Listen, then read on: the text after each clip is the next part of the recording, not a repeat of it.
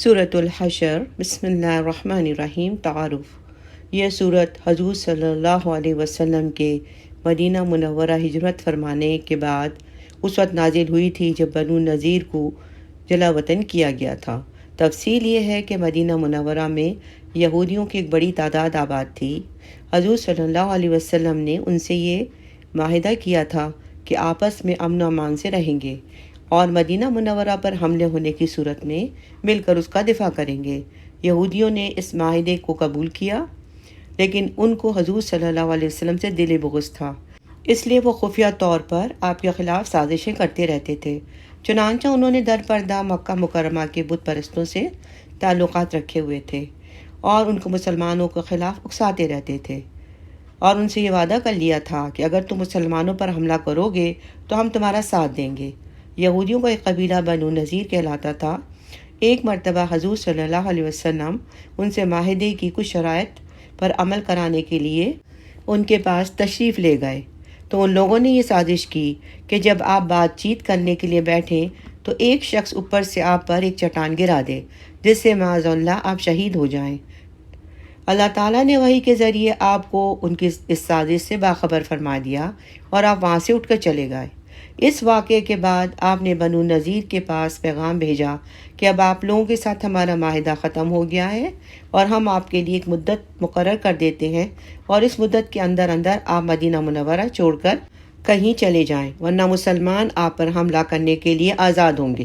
کچھ منافقین نے بنو نذیر کو جا کر یقین دلایا کہ آپ لوگ ڈٹے رہیں، اگر مسلمانوں نے حملہ کیا تو ہم آپ کا ساتھ دیں گے۔ چنانچہ بنو نذیر مقررہ مدت میں مدینہ منورہ سے نہیں گئے۔ حضور صلی اللہ علیہ وسلم نے مدت گزرنے کے بعد ان کے قلعے کا محاصرہ کر لیا اور منافقین نے ان کی کوئی مدد نہ کی۔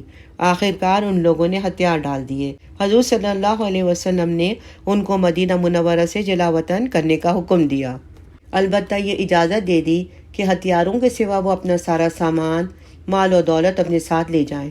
یہ صورت اس واقعے کے پس منظر میں نازل ہوئی ہے اور اس میں اس واقعے پر تبصرہ بھی فرمایا گیا ہے اور اس سے متعلق بہت سی ہدایات بھی دی گئی ہیں۔ حشر کے لفظی معنی ہے جمع کرنے کا۔ چونکہ اس صورت کی آیت نمبر 2 میں یہ لفظ آیا ہے، اس لیے اس صورت کا نام سورہ حشر ہے، اور بعض صحابہ سے منقول ہے کہ وہ اسے سورہ بنی نذیر بھی کہا کرتے تھے۔ آئیے اب اس کا ترجمہ پڑھتے ہیں۔ بسم اللہ الرحمن الرحیم۔ یہ صورت مدنی ہے اور اس میں 24 آیات اور 3 رکوعات ہیں۔ سبح للہ ما فی السماوات وما فی الارض وہو العزیز الحکیم۔ آسمانوں اور زمین میں جو بھی کوئی چیز ہے اس نے اللہ کی تسبیح کی ہے، اور وہی ہے جو اقتدار کا بھی مالک ہے اور حکمت کا بھی۔ وہی ہے جس نے اہل کتاب میں سے کافر لوگوں کو ان کے گھروں سے پہلے اجتماع کے موقع پر نکال دیا۔ مسلمانوں، تمہیں یہ خیال بھی نہیں تھا کہ وہ نکلیں گے، اور وہ بھی یہ سمجھے ہوئے تھے کہ ان کے قلعے انہیں اللہ سے بچا لیں گے۔ پھر اللہ ان کے پاس ایسی جگہ سے آیا جہاں ان کا گمان بھی نہ تھا، اور اللہ نے ان کے دلوں میں رعب ڈال دیا کہ وہ اپنے گھروں کو خود اپنے ہاتھوں سے اور مسلمانوں کے ہاتھوں سے بھی اجاڑ رہے تھے۔ لہٰذا اے آنکھوں والو، عبرت حاصل کرو۔ اگر اللہ نے ان کی قسمت میں جلاوطنی نہ لکھ دی ہوتی تو وہ دنیا ہی میں ان کو عذاب دے دیتا، البتہ آخرت میں ان کے لیے دوزخ کا عذاب ہے۔ یہ اس لیے کہ انہوں نے اللہ اور اس کے رسول سے دشمنی ٹھانی، اور جو شخص اللہ سے دشمنی کرتا ہے تو اللہ بڑا سخت عذاب دینے والا ہے۔ تم نے کھجور کے جو درخت کاٹے، اگر انہیں اپنی جڑوں پر کھڑا رہنے دیا تو یہ سب کچھ اللہ کے حکم سے تھا، اور اس لیے تھا تاکہ اللہ نافرمانوں کو رسوا کر دے، اور اللہ نے اپنے رسول کو ان کا جو مال بھی فی کے طور پر دلوایا، اس کے لیے تم نے نہ اپنے گھوڑے دوڑائے نہ اونٹ، لیکن اللہ اپنے پیغمبروں کو جس پر چاہتا ہے تسلط عطا فرماتا ہے، اور اللہ ہر چیز پر پوری قدرت رکھنے والا ہے۔ اور اللہ اپنے رسول کو دوسری بستیوں سے جو مال بھی فی کے طور پر دلوائے تو وہ اللہ کا حق ہے، اور اس کے رسول کا، اور قرابت داروں کا، اور یتیموں، مسکینوں اور مسافروں کا، تاکہ وہ مال صرف انہی کے درمیان گردش کرتا نہ رہ جائے۔ تو جو تم میں سے دولت مند لوگ ہیں اور رسول صلی اللہ علیہ وسلم جو کچھ دیں وہ لے لو، اور جس چیز سے منع کریں اس سے رک جاؤ، اور اللہ سے ڈرتے رہو، بے شک اللہ سخت سزا دینے والا ہے۔ نیز یہ مال فی ان حاجت مند مہاجروں کا حق ہے جنہیں اپنے گھروں اور مالوں سے بے دخل کیا گیا۔ وہ اللہ کی طرف سے فضل اور اس کی خوشنودی کے طلبگار ہیں اور اللہ اور اس کے رسول کی مدد کرتے ہیں، یہی لوگ ہیں جو راز باز ہیں۔ اور یہ مال ان لوگوں کا حق ہے جو پہلے ہی اس جگہ یعنی مدینہ منورہ میں ایمان کے ساتھ مقیم ہیں۔ جو کوئی ان کے پاس ہجرت کر کے آتا ہے یہ اس سے محبت کرتے ہیں، اور جو کچھ ان مہاجرین کو دیا جاتا ہے یہ اپنے سینوں میں اس کی کوئی خواہش بھی محسوس نہیں کرتے، اور ان کو اپنے آپ پر ترجیح دیتے ہیں چاہے ان پر تنگ دستی کی حالت گزری ہو۔ جو لوگ اپنی طبیعت کی بخل سے محفوظ ہو جائیں وہی ہیں جو فلاح پانے والے ہیں۔ اور یہ مال ان لوگوں کا بھی حق ہے جو ان مہاجرین اور انصار کے بعد آئے اور وہ یہ کہتے ہیں کہ اے ہمارے پروردگار، ہماری مغفرت فرما دیجئے، ہمارے ان بھائیوں کی بھی جو ہم سے پہلے ایمان لا چکے ہیں، اور ہمارے دلوں میں ایمان لانے والوں کے لیے کوئی بغض نہ رکھیے۔ اے ہمارے پروردگار، آپ بہت شفیق اور بہت مہربان ہیں۔ کیا تم نے ان کو نہیں دیکھا جنہوں نے منافقت سے کام لیا اور اپنے ان بھائیوں سے جو کافر اہل کتاب میں سے ہیں، اور یہ کہتے ہیں کہ اگر تمہیں نکالا گیا تو ہم بھی تمہارے ساتھ نکلیں گے اور تمہارے بارے میں کبھی کسی اور کا کہنا نہیں مانیں گے۔ اگر تم سے جنگ کی گئی تو ہم تمہاری مدد کریں گے، اور اللہ گواہی دیتا ہے کہ بالکل جھوٹے ہیں۔ یہ بات پکی ہے کہ اگر ان اہل کتاب کو نکالا گیا تو یہ ان کے ساتھ نہیں نکلیں گے، اور اگر ان سے جنگ کی گئی تو یہ ان کی مدد نہیں کریں گے۔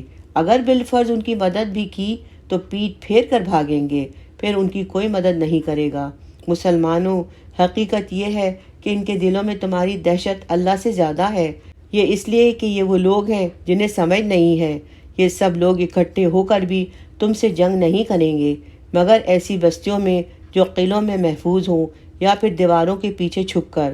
ان کی آپس کی مخالفتیں بہت سخت ہیں اگر تم انہیں کھٹا سمجھتے ہو، حالانکہ ان کے دل پھٹے ہوئے ہیں۔ یہ اس لیے کہ وہ لوگ ہیں جنہیں عقل نہیں۔ ان کی حالت ان لوگوں کی سی ہے جو ان سے کچھ بھی پہلے اپنے کرتوتوں کا مزہ چکھ چکے ہیں، اور ان کے لیے دردناک عذاب ہے۔ ان کی مثال شیطان کی سی ہے جو انسان سے کہتا ہے کافر ہو جا، پھر جب وہ کافر ہو جاتا ہے تو کہتا ہے کہ میں تجھ سے بری ہوں، میں اللہ سے ڈرتا ہوں جو سارے جہانوں کا پروردگار ہے۔ چنانچہ ان دونوں کا انجام یہ ہے کہ وہ دونوں دوزخ میں ہوں گے جہاں وہ ہمیشہ رہیں گے، اور یہی ظلم کرنے والوں کی سزا ہے۔ اے ایمان والو، اللہ سے ڈرو، اور ہر شخص یہ دیکھے کہ اس نے کل کے لیے کیا آگے بھیجا ہے، اور اللہ سے ڈرو۔ یقین رکھو کہ جو کچھ تم کرتے ہو اس سے اللہ پوری طرح باخبر ہے۔ اور تم ان جیسے نہ ہو جانا جو اللہ کو بھول بیٹھے تھے تو اللہ نے انہیں خوب اپنے آپ سے غافل کر دیا۔ وہی لوگ ہیں جو نافرمان ہیں۔ جنت والے اور دوزخ والے برابر نہیں ہو سکتے۔ جنت والے ہیں وہی ہے کامیاب۔ اور اگر ہم نے یہ قرآن کسی پہاڑ پر اتارا ہوتا تو تم اسے دیکھتے کہ وہ اللہ کے روب سے جھکا جا رہا ہے اور پھٹا پڑتا۔ اور ہم یہ مثالیں لوگوں کے سامنے اس لیے بیان کرتے ہیں تاکہ وہ غور و فکر سے کام لیں۔ اب یہاں سے سورہ حشر کی آخری 3 امپورٹنٹ آیات کا آغاز ہوتا ہے۔ ترجمہ: وہ اللہ وہی ہے جس کے سوا کوئی معبود نہیں، وہ چھپی اور کھلی ہر بات کو جاننے والا ہے۔ وہی ہے جو سب پر مہربان، بہت مہربان ہے۔ وہ اللہ وہی ہے جس کے سوا کوئی معبود نہیں، وہ بادشاہ ہے، تقدس کا مالک، سلامتی دینے والا، امن بخشنے والا، سب کا نگہبان ہے، بڑا اقتدار والا، ہر خرابی کی اصلاح کرنے والا، بڑائی کا مالک۔ پاک ہے اللہ اس شرک سے جو یہ لوگ کرتے ہیں۔ وہ اللہ وہی ہے جو پیدا کرنے والا ہے، وجود میں لانے والا ہے، صورت بنانے والا ہے۔ اسی کے سب سے اچھے نام ہیں۔ آسمانوں اور زمین میں جتنی چیزیں ہیں وہ اس کی تسبیح کرتی ہیں، اور وہی ہے جو اقتدار کا بھی مالک ہے اور حکمت کا بھی مالک۔ واللہ الخالق الباری المصور لہ الاسماء الحسنى یسبح لہ ما فی السماوات والارض وہو العزیز الحکیم۔ آمین یا رب العالمین۔ الحمدللہ، یہاں سورہ الحشر کا اختتام ہوا۔ آمین۔ بارک اللہ لی و لکم۔